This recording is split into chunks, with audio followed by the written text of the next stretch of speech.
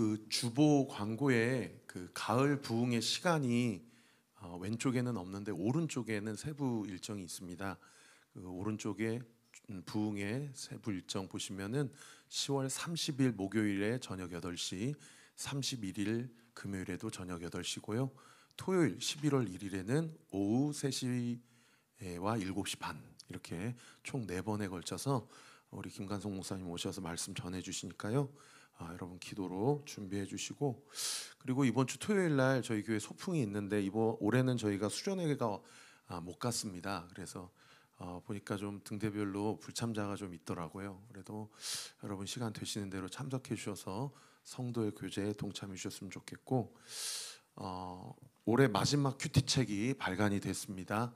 11월 12월 호니까 여러분들 많이 신청하셔서 꼭 말씀 루틴 잘 따라와 주시기를 바라고, 그리고 요즘 저희 교회가 좀 통독이 제가 우리 성도님들이 잘 하고 있나 사실 조금 걱정이 됩니다. 그래서 저도 이제 지난주에 이 표준 세번역 성경을 좀 하나 새로 샀거든요. 그래서 여러분 통독은 큐티책을 내가 좀 사실은 저도 큐티하고 막 뭐 밑줄 치고 옆에 원어 주해하고 해석 쓰고 이렇게 해도 이거 다 끝나면 창고로 들어가더라고요. 그래서 혹여나 여러분들이 성경책을 좀 맘먹고 하나를 사셔가지고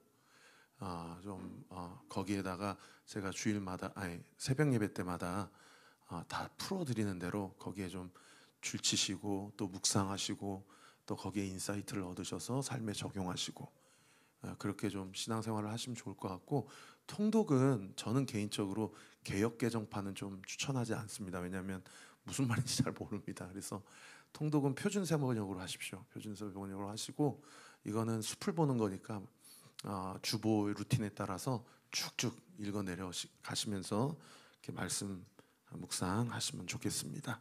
우리 잠깐 기도하겠습니다. 아버지 하나님 감사합니다. 민족의 명절을 우리 성도님들 중에 한 사람도 어떤 안전사고 없이 잘 보내게 하여 주시고, 오늘 주님께서 구별하신 거룩한 주일에 주님의 존전 앞에 나와서 하나님께 예배드리러 모인 우리 성도들의 마음과 또 물질과 또 시간과 또 우리의 열정을 주님께서 기뻐 받아주시기를 기도합니다. 우리가 방금 찬양한 대로 내 영혼이 확정되고 확정되어 싸우니 믿음의 눈을 들어 주님을 보게 하여 주시고, 우리 인생의 가장 중요한 분, 우리 인생을 다스리시고 책임지시는 분, 우리를 구원하시는 분, 우리를 칭찬하시고 우리와 영원토록 함께 하시는 분, 오직 예수 그리스도이신 줄 믿습니다. 그 믿음을 가지고 오늘 이 시간에도 주님의 음성 듣고 주님의 마음을 우리의 마음 가운데 온전히 수놓아 주시기를 기도합니다. 이 예배를 방해하는 모든 어둠의 세력들은 예수의 이름으로 떠나가게 하시고, 또 우리 성도들 중에 지금 정말 힘겨운 삶의 고난의 길을 통과하고 있는 성도들이 있습니다. 아버지, 오늘 이 말씀을 통해서 우리 성도들에게 위로 주시고 힘 주시고 지혜 주시고 용기 주셔서 어떤 형편과 상황 가운데 있더라도 하나님은 나를 사랑하시고 하나님은 내 인생을 책임지시고 하나님은 우리의 가정 가운데 왕 되어 주시고 함께 해주신다라는 믿음의 확신을 가지고 이번 한 주도 말해야 될 것만 말하게 하시고, 말하지 않아도 되는 것, 내 생각에서 털어버려야 될 것들 다 예수님 십자가 앞에 내려놓고 우리의 주인 되신 예수님 얼굴 쫓아 나아가는 우리 온누의 모든 가족들 되게 하여 주옵소서. 믿고 감사드리며 예수님의 이름으로 기도합니다. 아멘. 오늘 본문은 사도행전 14장 19절부터 28절까지 본문인데, 말씀의 제목은 하나님 나라에 들어가려면입니다. 오늘 본문은 14장의 마지막 부분인데요. 오늘 본문의 두 가지 중요한 핵심 주제는, 첫째는 1차 사도 바울의 전도 여행이 어떻게 맞춰지게 됐는지 그 결과를 우리에게 가르쳐주고 있는 본문이고, 두 번째는 마지막 1차 전도여행의 여행지였던 루스드라와 더베에서 어떤 일이 있었는지를 우리에게 가르쳐주는 그런 본문입니다. 먼저 마지막 전도지였던 루스드라와 더베에서 어떤 일이 있었는지를 살펴보기를 원하는데요. 어제 본문에서 루스드라에서 날 때부터 앉은뱅이를 바울이 보았어요. 그리고 그 마음에 구원을 받을 만한 믿음을 보았다라고 그렇게 기록하고 있어요. 어제 보면 9절에 보시면은 바울이 말하는 것을 듣거늘 바울이 주목하여 구원받을 만한 믿음이 그에게 있는 것을 보고, 날 때부터 앉은뱅이고 평생을 그냥 누군가의 수고를 통해서만 살아갈 수밖에 없는, 사실 자기 자신도 또 주변에 있는 사람도 내 인생은 왜 이 모양일까? 하나님은 왜 내 인생을 이렇게 만드셨을까? 나는 과연 하나님 앞에 저주받고 하나님의 버림을 받은 자인가? 이렇게 원망하며 자괴감에 빠져 있는 한 사람의 인생이 바울이라는 사람을 통해서 복음을 접하게 됐을 때, 바울이 그 말씀을 듣는 그 사람의 눈을 보고 그 사람의 태도와 자세를 보고 그 사람의 마음 가운데 믿음, 구원을 받을 만한 믿음이 있다는 것을 본 거예요. 그리고 그 사람에 대해서 달리다굼, 헬라어로 그 당시에 국제 공용어로 일어나라 라고 이야기했겠죠. 그때 벌떡 일어나게 된 겁니다. 놀라운 기적과 역사가 일어나게 된 거예요. 여러분, 사도행전 3장에 베드로가 제9시에 성전 미문에 기도하러 올라가다가 날 때부터 앉은뱅이를 만났는데, 은과 금은 내게 없거니와 내게 있는 것으로 너에게 주노니 나사렛 예수 그리스도 이름으로 일어나 걸어라 할 때 베드로는 잡아서 일으켰어요. 그런데 바울은 사실은 저 사람이 어떻게 구원을 받을 만한 믿음이 있는지를 영적으로 분별해내는 것도 저도 이게 잘 모르겠더라고요. 하나님, 저에게도 복음을 전할 때 이 사람이 구원을 받을 만한 믿음이 있는지를 분별할 수 있는 영적 분별력을 주십시오라고 기도가 나오더라고요. 근데 베드로는 잡아서 일으켰는데 바울은 그냥 소리쳤어요. 일어나라! 그러니까 세상에 그 사람이 일어난 거예요.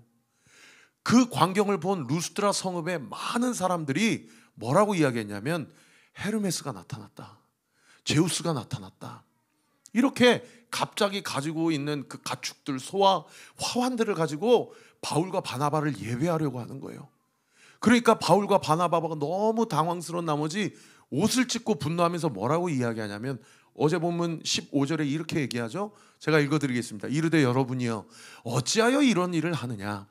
우리도 여러분과 같은 성정을 가진 사람이라.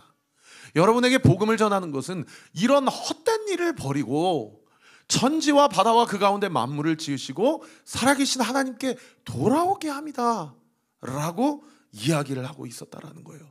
그래서 그 기적을 보고 이 모든 것들이 우리가 그동안 믿고 우리가 그동안 바랬던 제우스와 헤르메스와 그 그리스의 모든 신들은 다 우상들이구나. 이 자들이 전하는 살아계신 여호와 하나님, 그리고 나의 죄를 위해서 이 땅 가운데 오신 예수 그리스도 성자 예수님, 그리고 지금도 우리와 함께 하신다고 하는 그 예수의 영이신 성령 하나님, 이 삼위 하나님만이 유일한 인간의 찬양과 경배를 받으셔야 될 분이시구나 라는 것을 깨닫게 된 거예요.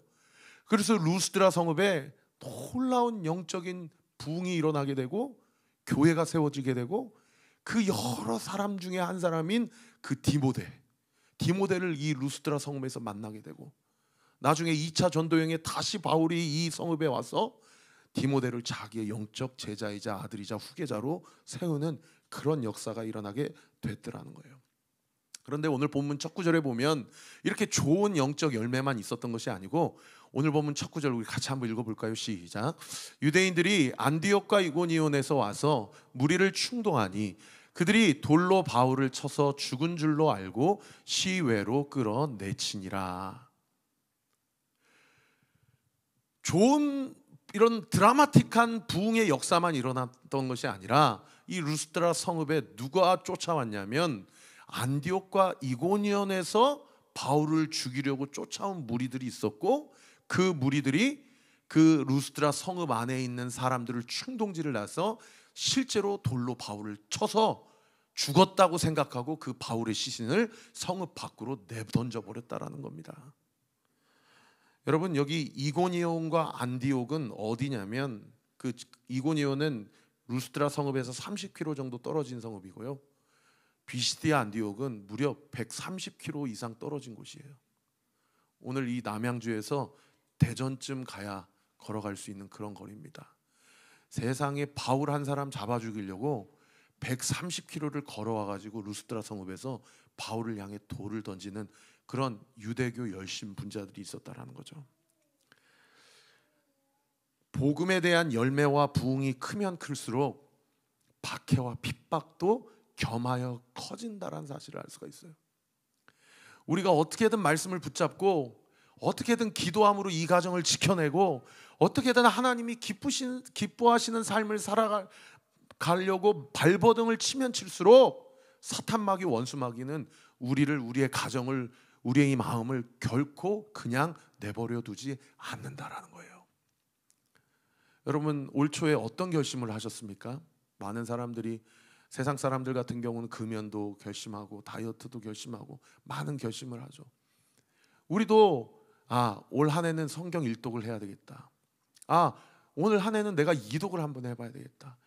올 한 해는 내가 말씀과 기도로 하나님 앞에서 하나님께 주시는 음성을 듣고 내 삶 가운데서 하나님이 주시는 영적인 분별력을 가지고 주님의 말씀 앞에 한번 순종해 봐야 되겠다. 여러 가지 결단을 합니다. 그런데 꼭 그러한 거룩한 결단을 하고 나의 삶을 하나님께 내어드리고자 하면 그냥 주변에서 가만두지를 않아요. 사탄 마귀가 가족들을 통해서 건들고 직장에서 상사들이나 동료들을 통해서 건들고 여러 가지 형편과 상황이 어떻게 이렇게 모피해버측 마냥 꼬이면 꼬일수록 이렇게 되는지, 그런 일들이 얼마나 많은지 몰라요. 사랑하는 성도 여러분, 그럴 때일수록 오히려 영적으로 분별력을 가지고 내가 잘 가고 있는 것이구나, 내가 잘 믿음의 확신을 가지고 하나님이 기뻐하시는 뜻대로 살아가고자 하시는구나 라고 깨닫고 끝까지 그 믿음을 지키고 그 거룩한 훈련을 온전히 세워가는 우리 사랑하는 온누의 가족들 되시기를 예수님의 이름으로 축원합니다. 여러분, 130km나 되는 곳에서 쫓아와가지고 바울을 향해 돌을 던지는데 바울이 그 돌을 다 맞습니다.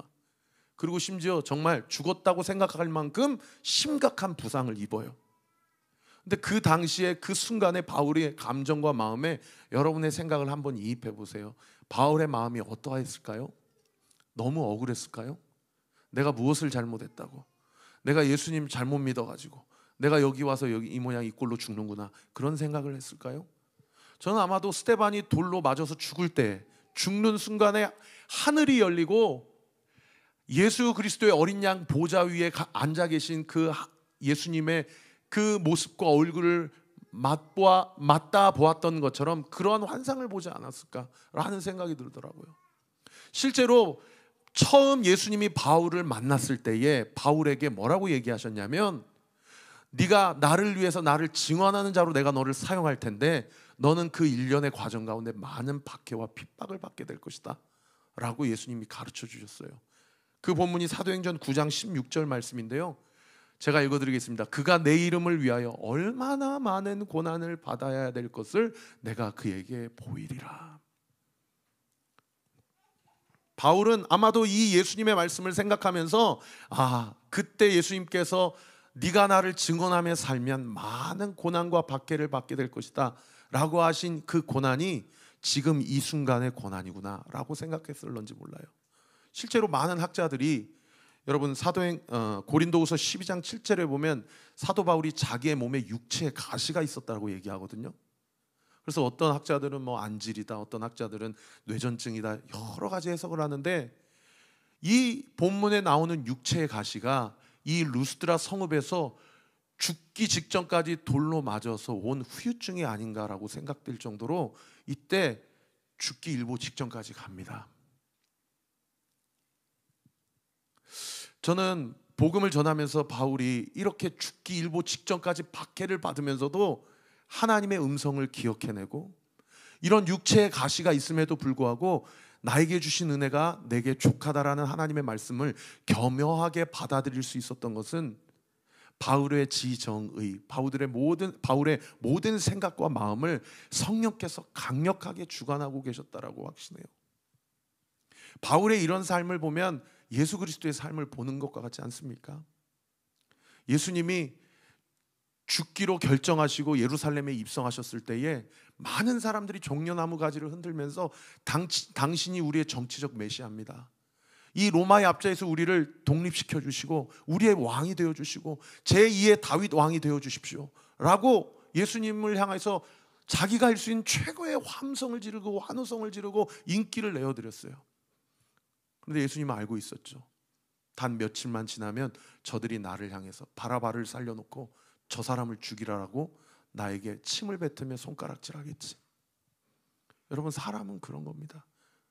바울이 리스트라 성읍 안에 들어와서 안진뱅이를 고쳤더니 사람들이 제우스라고 그러고 헤르메스라고 그래요. 그런데 몇 날이 못 되어서 바울을 향해서 돌을 던지는 거예요.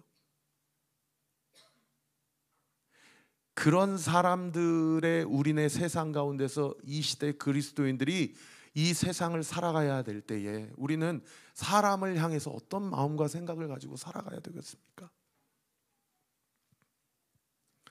너무 놀라운 것은 죽기 직전까지 심각한 부상을 입고 시신이라고 생각됐던 바울의 육체를 성읍 밖에다 내다 버렸는데 오늘 본문 20절에 보면 제자들이 둘러서 있을 때 바울이 일어나 그 성에 들어갔다가 이튿날 바나바와 함께 더베로 갔다라고 기록하고 있습니다.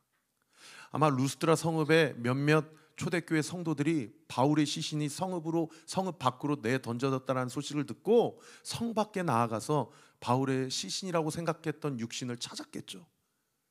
그리고 제자들이 둘러서고 바울의 육신을 붙잡으면서 이게 어떻게 된 일이라고 통곡하면서 울고 절규할 때 갑자기 바울이 벌떡 일어납니다. 여러분, 상식적으로 그러면 어떻게 됩니까? 오늘 같으면 119에 신고하고 응급실에 가야 되잖아요. 죽었다고 생각할 만큼 심각한 후유증을 갖고 있는 부상이니까. 그런데 그 성읍으로 아무렇지도 않은 듯 다시 들어갔다가 그 다음 날에 그 다음 행선지인 더베로 갔다고 본문이 기록하고 있어요. 지도를 한번 띄워주시면 리스트라라고 동그라미로 제가 빨간색 했는데 이 성읍에서 더베까지는 약 150km입니다. 여기서 대전 이상의 더 먼 거리예요. 그 거리를 아마도 10하룻길을 걸려서 갔을 것이라고 학자들이 추정해요. 응급실에 가야 되는데. 그래서 바울은 무슨 초인적인 힘, 무슨 초능력적인 힘이 공급이 돼서 이 모든 사명을 감당하고 있는 건가? 그런 생각이 들어요. 그런데 그 다음 구절 오늘 보면 21절에 보면 그 더베 성읍에 150km를 걸어가서 복음을 그 성에서 전하여 많은 사람들을 제자로 삼았다라고 기록하고 있어요. 여러분, 1차 전도 여행에서 이 성읍에서 쫓김당하고 저 성읍에서 박해당하고 이 성읍에선 돌 맞고 그렇게 나왔는데 1차 전도 여행 중에 유일하게 박해가 있었다라고 기록하지 않는 성이 요 마지막 성읍인 더베성이고요. 이 더베성에서는 많은 영적인 열매가 있었다라고 기록하고 있어요. 어쩌면 심각한 부상을 안고도 오로지 자기에게 주어진 사명을 향해 걸어갔던 바울에게 하나님이 주시는 변장된 축복과 선물이 아닌가, 그런 생각이 들어요. 거기에서 많은 사람들을 제자로 삼고 그리고 주의 사명을 감당하는 바울의 모습을 보면서 우리는 오늘 첫 번째 여러분과 나누고 싶은 영적 인사이트는 이것입니다. 여러분, 복음은 우리에게 고난이 있을 것이라고 분명히 이야기합니다. 다시 한번 말씀드립니다. 복음은 우리의 삶에 고난이 있을 것이라고 분명히 이야기합니다. 그러나 그 고난 앞에 우리는 좌절하거나 낙심할 이유가 없고, 오늘 본문은 우리에게 그렇게 얘기하죠. 그 고난 가운데서도 복음은 그 고난을 감당할 수 있는 힘과 용기와 지혜를 겸하여 허락해 주신다고 말씀합니다. 끝까지 그 고난을 버티고 말씀 가운데 그 고난을 이겨낸 자는 하나님께서 많은 복과 지혜와 은혜를 공급해 주신다라는 거예요. 여러분, 이사야서 41장 10절 말씀에는 이렇게 얘기합니다. 우리 같이 한번 읽어볼까요? 시작. 두려워하지 말라. 내가 너와 함께함이라. 놀라지 말라. 나는 내 하나님이 됨이라. 내가 너를 굳세게 하리라. 참으로 너를 도와주리라. 참으로 나의 의로운 오른손으로 너를 붙들리라. 아멘. 따라합시다. 하나님이 나와 함께 하신다. 하나님이 나를 굳세게 하신다. 따라합시다. 하나님이 나를 도와주신다. 하나님이 나를 붙들어 주신다. 믿으시면 아멘. 여러분 지금 무엇 때문에 극심한 고난과 스트레스를 받고 있습니까? 여러분 고난과 스트레스에 함몰되어 있는 나의 시선을 믿음의 근육을 사용하셔서 나를 붙잡아 주시고 나를 일으켜 주시는 예수 그리스도께로 온전히 돌리는 은혜가 있게 되기를 우리 구주 예수 그리스도 이름으로 축원합니다.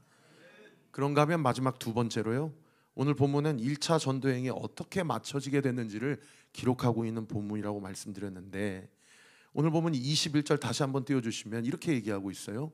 복음을 그 성, 즉 더베에서 전하여 많은 사람을 제자로 삼고, 그리고 더베를 떠나서 충격적이게도 바울이 어디로 갔다라고 오늘 본문이 기록하고 있냐, 자기가 그동안 지나오면서 복음 전하고 쫓김당한 루스드라와 이고니온과 안디옥으로 다시 돌아갔다라고 기록하고 있어요. 그리고 어디로 갔냐, 24절부터 26절까지 보면은 여러분 하이라이트 친 지명만 한번 주목해서 한번 봐보셔요.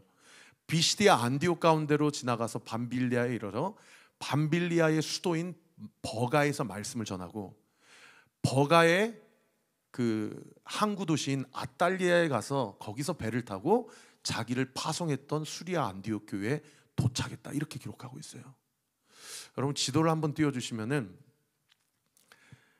여기 파란색 화살표는 1차 전도여행에 처음 출발했던 그 루트입니다.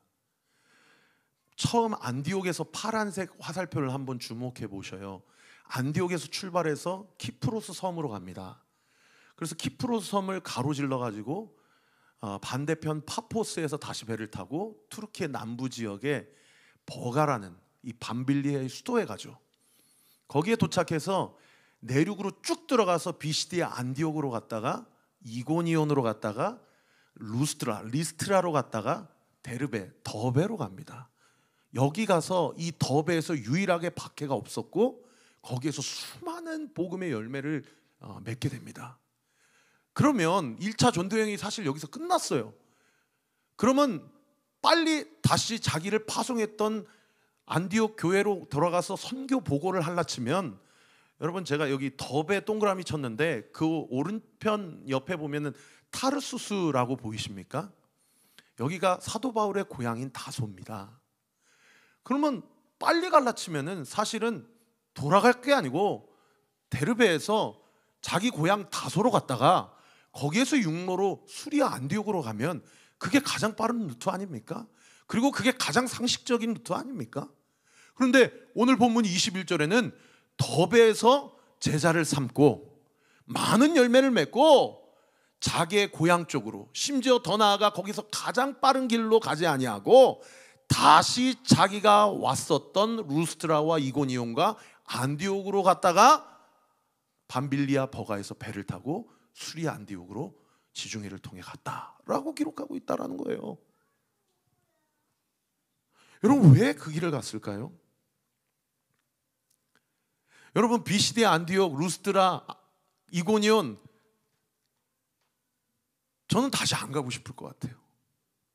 그리고 두려울 것 같아요. 왜요? 여러분 비시디아 안디옥을 떠날 때 어떻게 떠났는지 사도행전 13장 50절에 뭐라고 기록하고 있냐면 이렇게 기록하고 있어요.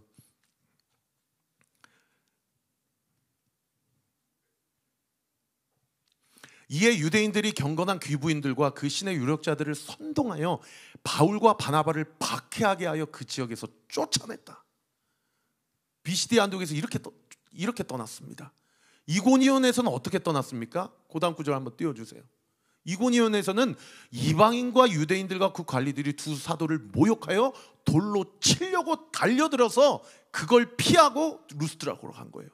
그리고 루스드라에서는 어떻게 떠났습니까? 오늘 본문에 돌로 바울을 쳐서 그 시신을 성읍 밖으로 던져버렸어요. 그래서 그 다음날 다시 일어나가지고 더베로 간 거예요. 그러면 상식적으로 다시 그 성읍들로 가고 싶겠습니까? 저는 무서워서라도 못 갈 것 같아요. 근데 다시 갔다는 얘기는 바울이 목적이 있었다는 거죠. 가장 가까운 길, 심지어 자기 고향이 있는 길, 그 길로 가지 아니하고 목적을 가지고 자기가 복음을 전했던 도시에 다시 들어갔다라는 것을 알 수 있어요. 무엇을 걸고? 자기 목숨을 걸고. 그래서 많은 학자들이 이렇게 다시 돌아갔을 때는 처음 이 도시를 방문했을 때 드러내놓고 복음을 전했던 것처럼 복음 전하지 않고 이미 자기를 통해 교회가 세워졌던 성도들의 그들의 가정교회와 지하교회에 찾아가서 쉿! 목사님, 여기가 어디라고 오셨어요? 어떻게 오셨어요? 조용히 하세요. 제가 꼭 전할 말이 있어서 왔습니다 라고 목적을 가지고 이 도시에 다시 방문했다는 것을 알 수가 있죠.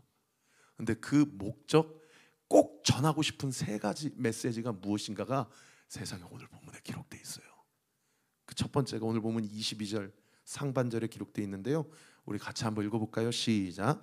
제자들의 마음을 굳게 하여 이 믿음에 머물러 있으라 권하고. 따라합시다. 마음을 굳게 하여 이 믿음에 머물러 있으라. 여러분, 여기 마음을 굳게 하다라는 헬라어 원어를 직역하면 힘있게 하다, 튼튼하게 하다, 내 마음을 강하게 하다라는 뜻이에요. 여러분, 지금 자기에게 복음을 전해준 사람이 돌로 맞아서 죽게 되었거나 아니면 그 도시를 떠난 상황이잖아요. 그러니까 그 복음을 전해들은 각 도시의 초대교회 성도들은 그 마음 가운데 어떤 마음이 있겠습니까?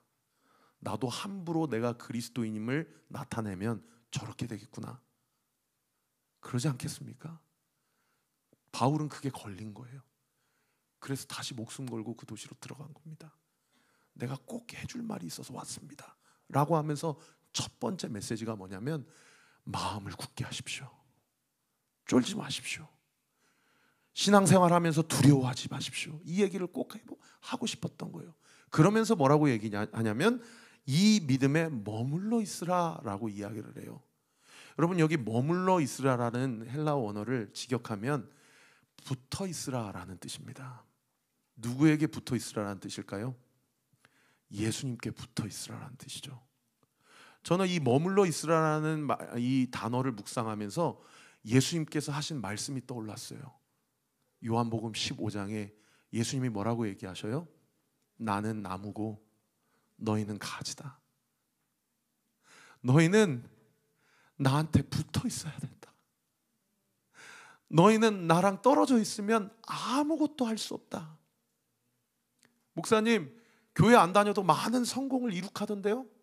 노벨상도 타고 많은 성공도 이루고 많은 업적도 이루던데요? 하나님과 아무 상관이 없는 거예요. 주님이 다시 오시는 날에 네가 무슨 업적을 이뤘고 네가 어떤 결과를 도출했으며 너의 인생이 몇 점짜리 인생이라고 세상이 이야기하는지는 주님은 아무런 관심이 없으세요. 주님이 우리에게 관심 있는 건 단 한 가지입니다. 내가 이 세상을 살면서 주님을 얼마나 사랑하고 주님과 얼마나 연결되어 있었는가. 주님은 오늘도 우리에게 우리의 마음 밖에 서서 우리의 마음을 두드리고 계세요. 내가 문 밖에 서서 내 마음의 문을 두드리느니 네가 나를 향하여 너의 마음의 문을 열면 내가 너에게로 들어가 너로 더불어 먹고 너는 나와 더불어 먹으리라. 주님이 우리에게 원하시는 건 사랑이고 교제임을 믿으시기 바랍니다. 저는 이번 주도 기도할 겁니다. 우리 성도들의 마음 가운데 예수님으로부터 가득 찬 마음을 주십시오. 주님 한 분만으로 충분하다고 고백할 수 있는 삶이 되게 해주십시오. 주님이 아니고서는 아무것도 아닙니다라고 고백할 수 있도록 예수님으로 완벽하게 중독된 삶을 살게 해주십시오. 여러분 마음 가운데 예수님을 향한 간절한 소망이 있게 되시기를 예수 그리스도의 이름으로 축원합니다. 그래서 사랑하는 성도 여러분, 고난 그리고 고통이 힘겨울수록 예수님께 탈싹 잘락 붙어 있어야 돼요. 할렐루야. 아침마다 저의 설교를 들으십시오. 여러분이 있는 그 현장에서 설교를 듣고 밑줄을 쳐가면서 말씀을 통해서 하나님이 오늘 이 하루 나에게 뭐라고 말씀하시는지를 들어보십시오. 그리고 하나님이 주시는 그 말씀을 붙잡고 여러분이 있는 그 현장에서 기도하십시오.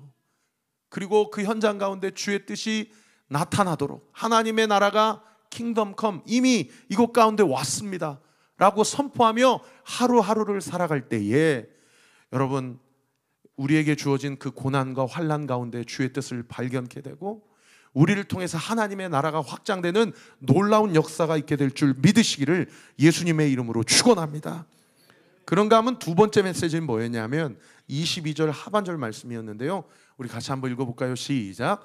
또 우리가 하나님의 나라에 들어가려면 많은 환난을 겪어야 할 것이라 하고, 따라합시다. 하나님의 나라에 들어가려면 많은 환난을 겪어야 할 것이다.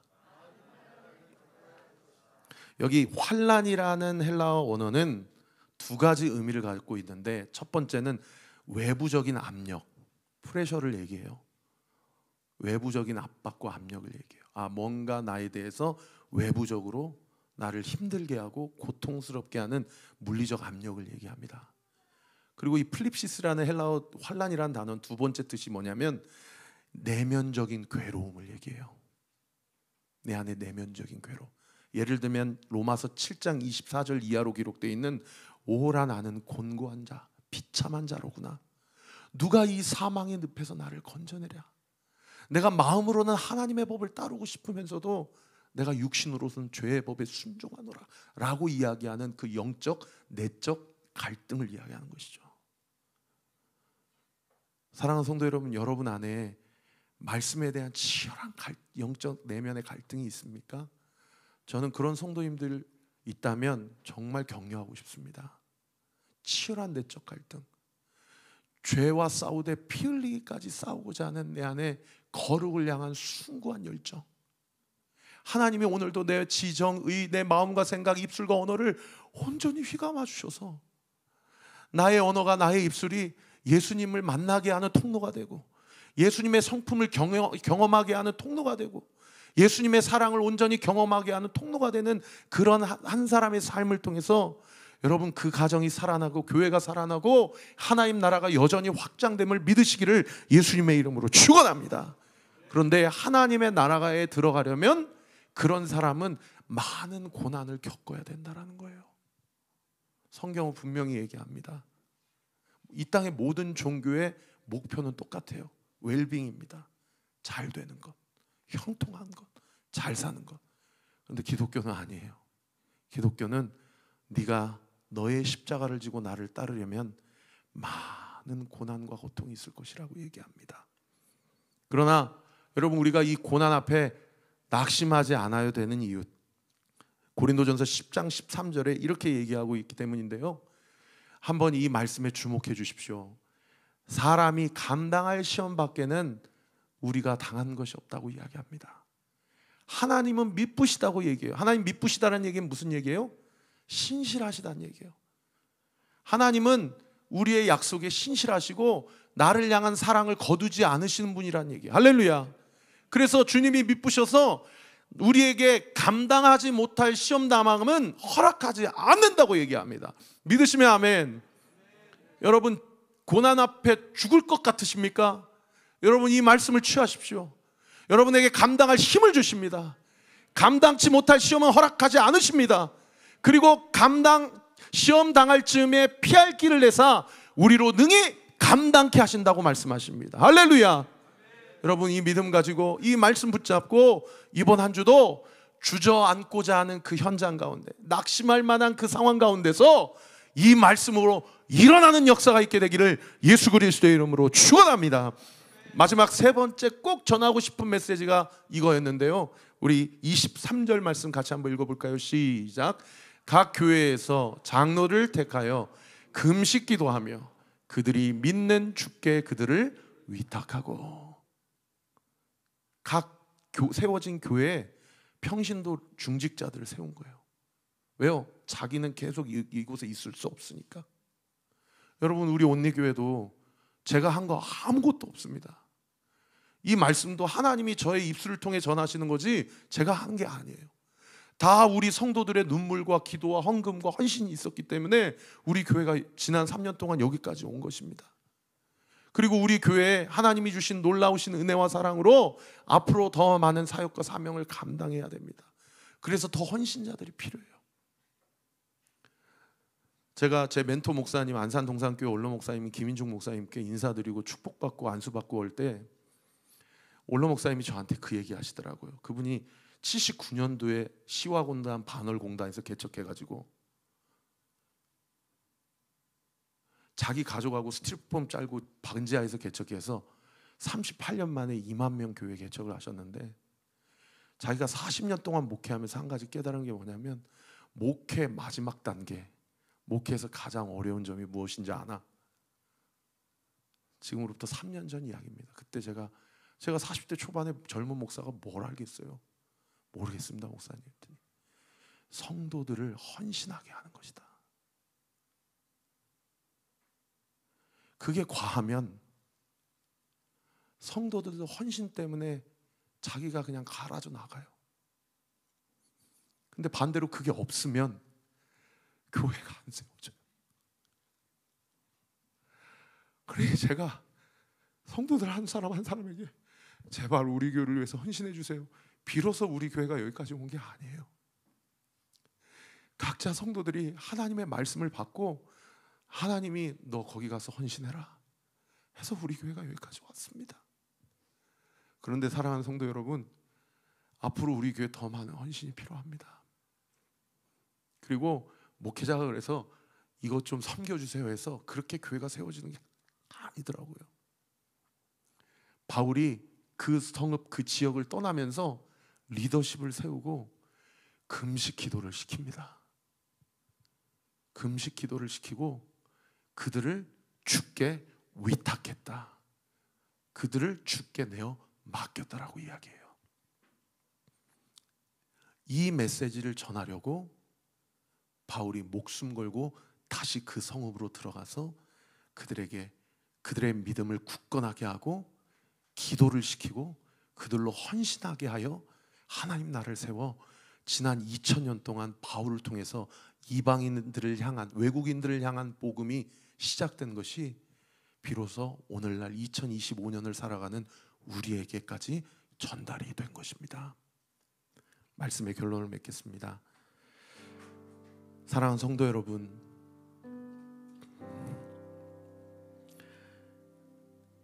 어떤 고난과 고통 가운데 있더라도 마음을 여미고 마음을 굳건히 하십시오. 사방으로 우겨싸움을 당한 것 같은 상황 가운데서도 하나님은 나를 향한 주님의 사랑을 거두지 않으셨습니다. 여전히 나를 사랑하시고 여전히 우리의 인생 가운데 함께 하시고 여전히 우리를 통해서 당신의 사역과 사명을 감당하게 하셔요. 지난주 읽었던 책 가운데서 그리스도 안에서 살아간다라는 것, 그리스도께 붙어있는 삶은 어떤 삶이냐, 그 책의 저자가 3가지 전치사를 사용해서 도전하더라고요. 첫 번째, in Christ. 두 번째, with Christ. 세 번째, for Christ.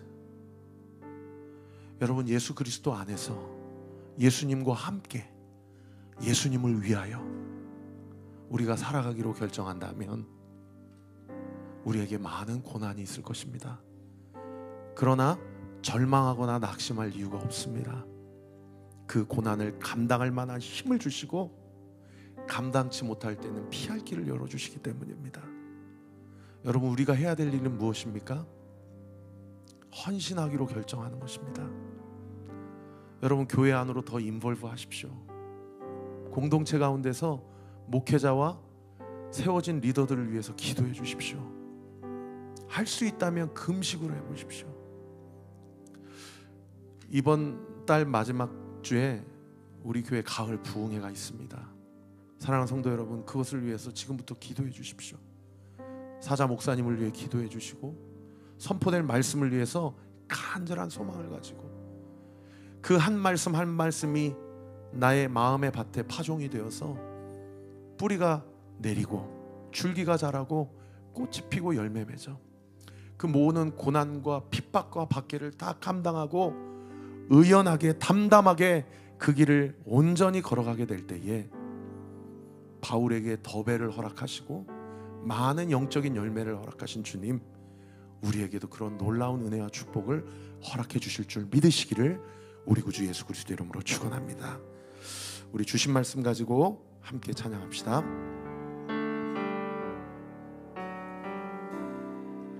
모든 상황 속에서 주를 찬양할지라.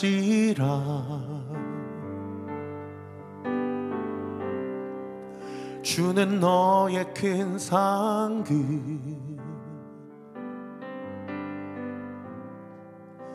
큰 도움이시라.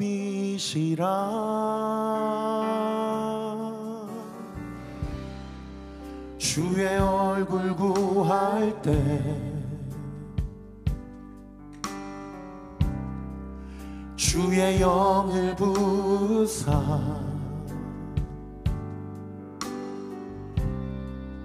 크신 사랑 안에서 주를 보게 하소서.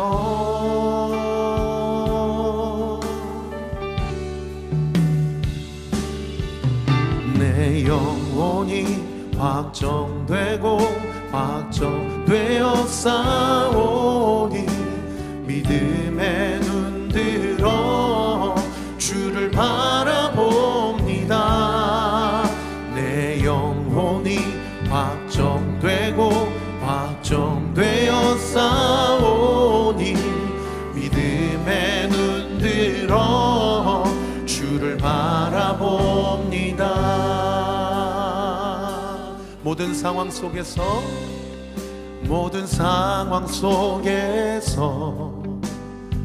어떤 상황 가운데서도 주를 찬양할지라.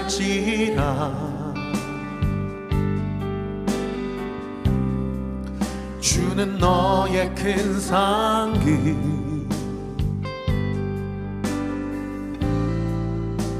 큰 도움이시라.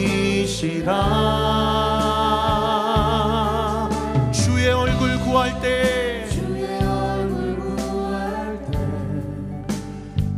주의 성령을 부어주십니다. 주의 영을 부사 주님의 크신 사랑 안에서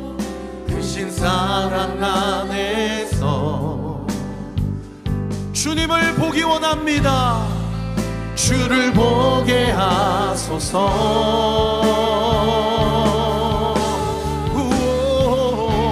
내 영혼이 확정되고 확정되어 싸우니 믿음의 눈 들어 주를 바라봅니다. 내 영혼이 확정되고 확정되어 싸우니 믿음의 눈 들어 주를 바라봅니다. 주를 찬양할 때 주의 나라 힘이 임했네. 주의 영원한 나라 보게 하소서. 우리 한 번 더요. 주를 찬양할 때 주의 나라 힘이 임했네. 주의 영원한 보기를 원합니다. 보게 하소서.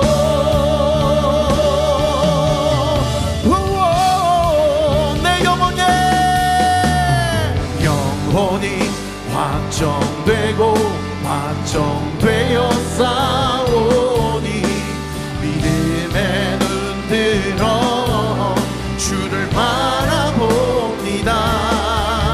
내 영혼이 확정되고 확정되어 싸우니 믿음의 눈 들어. 우리 같이 쓰시면 두 손을 주님 앞에 높이 들고 내 영혼에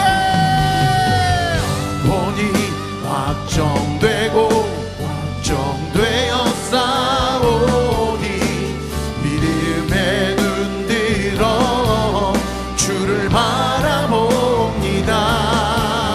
내 영혼이 확정되고 확정되었사오니 믿음에 눈 들어 주를 바라봅니다.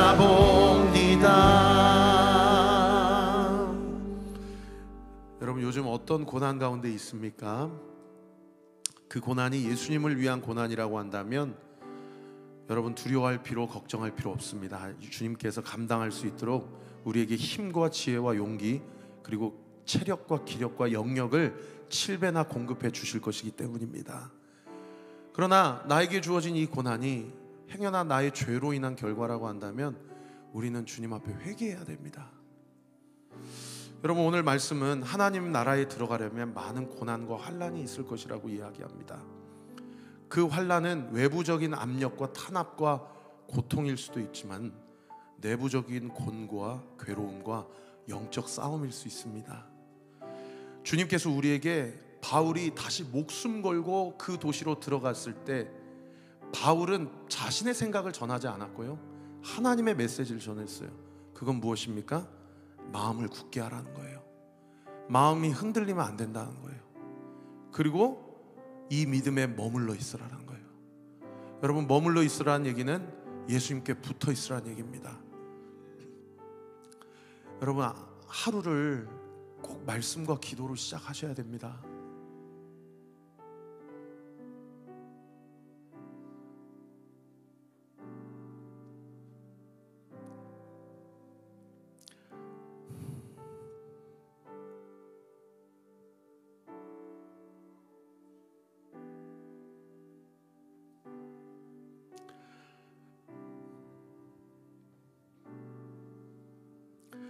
여러분, 저는 여러분 삶을 잘 모릅니다.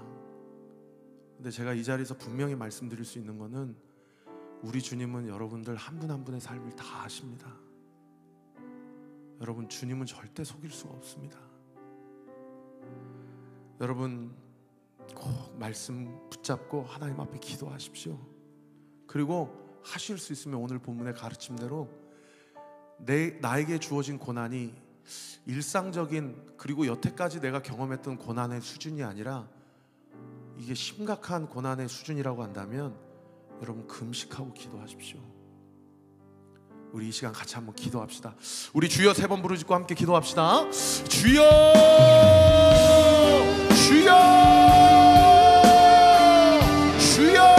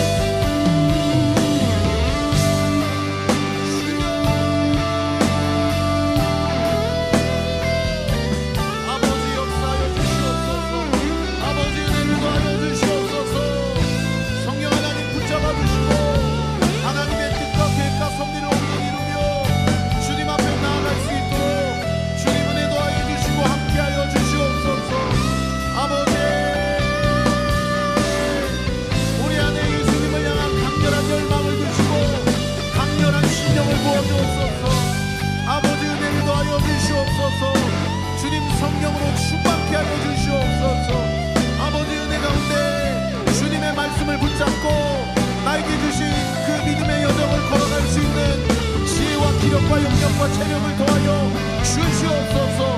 성령 하나님 붙잡아 주시고 성령 하나님 함께하여 주시옵소서. 아버지 은혜를 더하여 주시옵소서. 아버지 역사하여 주시옵소서. 성령 하나님 강권적으로 붙들어 주시옵소서. 아버지 주여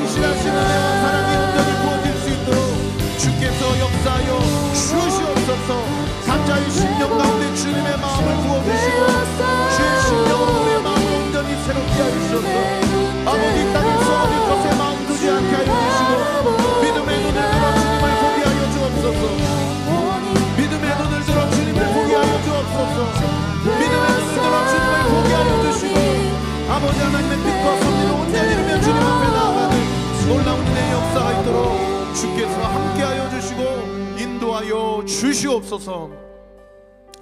하나님 아버지 감사합니다. 오늘도 정해진 루틴에 따라 함께 말씀을 나누었습니다. 복음은 우리에게 고난이 있을 것이라고 이야기합니다.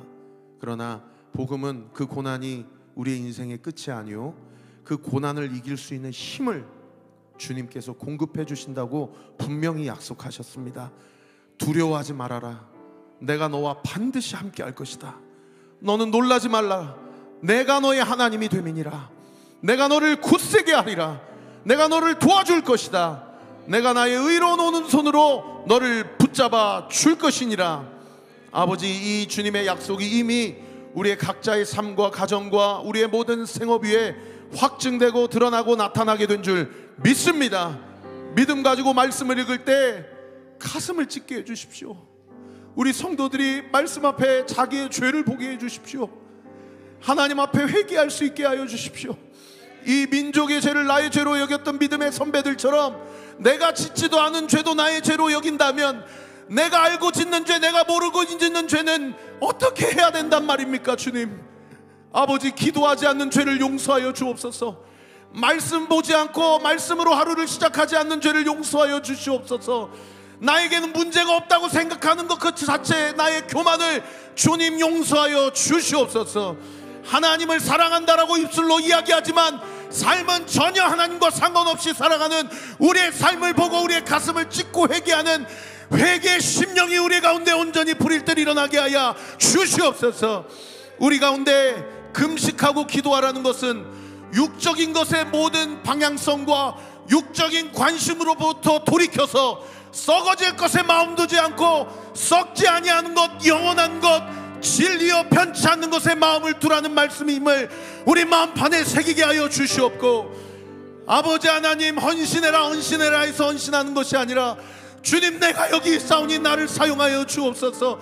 내가 무엇으로 나에게 주신 이 은혜를 갚을 수 있겠나이까? 주님 앞에 자복하고 자원하는 마음으로 주님 앞에 나의 삶을 온전히 내어드릴 때에 내가 있는 그곳이 하나님의 나라가 임하고 하나님의 나라가 확장되며, 우리 온리교회가 지난 3년 동안 주신 그 은혜가 앞으로 3년 동안 30년 동안 주님 오시는 그날까지 그 은혜에 힘입어 주님이 주시는 사명을 온전히 잘 감당할 수 있도록 주께서 우리와 함께 하시고 동행하시고 인도하여 주시옵소서. 이 시간 살아계신 예수님의 이름으로 명하노니, 우리 사랑하는 성도들의 마음 가운데 있는 극심한 스트레스와 고난으로 인한 답답함과 두려움과 막막함들, 이 시간 내가 예수 그리스도 이름으로 명하노니 우리 성도들의 마음과 생각과 가정과 생업과 일터 가운데서 예수 이름으로 명하노니 묶임을 받고 떠나가게 될 주다. 떠나갈 주다. 떠나갈 주다. 이 시간 예수 그리스도 이름으로 명하노니 하늘 문이 열어지고 바울이 보았고 스데반이 보았던 것처럼 하늘의 생기와 하늘의 생명과 하늘의 놀라운 성령의 기름 부으심이 우리 사랑하는 성도들의 지정의와 마음과 생각과 입술과 모든 삶의 모든 그 현장 가운데 예수 그리스도의 이름으로 충만하게 부어지게 될 주여다. 부어지게 될 주여다. 부어지게 될 주여다. 예수 그리스도의 이름으로 기도하옵나이다. 아멘.